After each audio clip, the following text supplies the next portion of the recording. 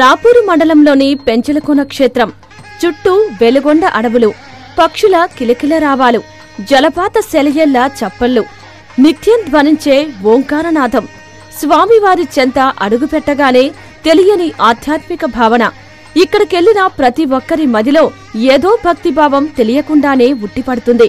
కొండల్లో కొలువైన పెంచల నృసింహుడు మహిమాన్విత స్వామి, పిలిచిన పలికే దేవదేవుడు.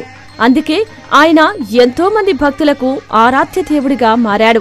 ప్రకృతి సౌందర్యం మధ్య కొండ కోణంలో కొలువైన ఆ స్వామివారు ఈ నెల 19 నుండి బ్రహ్మోత్సవాలకు ముస్తాబవుతున్నారు. 25వ తేదీ వరకు ఈ ఉత్సవాలు జరగనున్నాయి. 19వ తేదీ అంకురార్పణ జరగనుండగా 20వ తేదీ ధ్వజారోహణం, శేషవాహన సేవ నిర్వహిస్తారు. 21వ తేదీ బంగారు హనుమంత సేవ, 22వ తేదీ బంగారు గరుడ సేవ, నృసింహ జయంతి అత్యంత వైభవంగా నిర్వహిస్తారు. అలాగే 23వ తేదీ రథోత్సవాన్ని జరుపుతారు. 24వ తేదీ తెప్పోత్సవం, ధ్వజావరోహణం జరుగుతుంది. ఇక చివరి రోజు గోనుపల్లిలో గ్రామోత్సవంతో ఉత్సవాలు ముగుస్తాయి.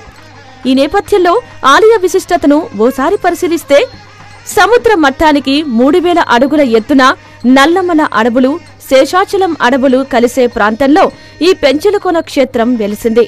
చెంచురాజు కుమార్తె చెంచులక్ష్మి సంచరించిన నాటి చెంచలకోనే నేటి పెంచలకోనగా మారింది. దక్షిణాదిన ప్రముఖ వైష్ణవ పుణ్యక్షేత్రాల్లో ఒకటిగా పెంచలకోన పేరుగాంచింది. ఈ ప్రాంతం చుట్టూ సుందరమైన సర్పాకృతి కలిగిన దట్టమైన చెట్లతో కూడిన కొండలు ఉన్నాయి.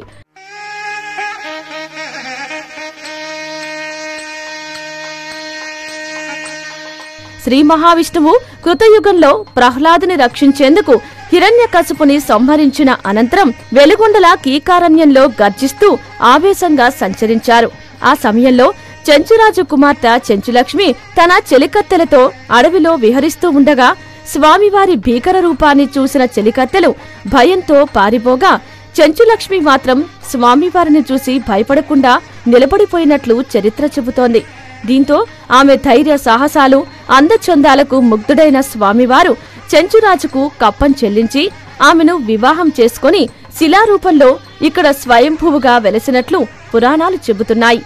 అందుకే స్వామివారిని పెనుశిల లక్ష్మీ నృసింహస్వామిగా పిలుస్తారు. అయితే చెంచులక్ష్మిని స్వామి వివాహమాడారని తెలుసుకున్న ఆయన సతీ ఆదిలక్ష్మి అమ్మవారు ఆగ్రహించి అక్కడికి వచ్చి స్వామికి దూరంగా ఏటి అవతల గట్టుకు వెళ్లిపోయినట్లు స్థల పురాణం ద్వారా తెలుస్తోంది. అందుకే ఇక్కడ ఆదిలక్ష్మి అమ్మవారికి కూడా ఆలయం నిర్మించారు.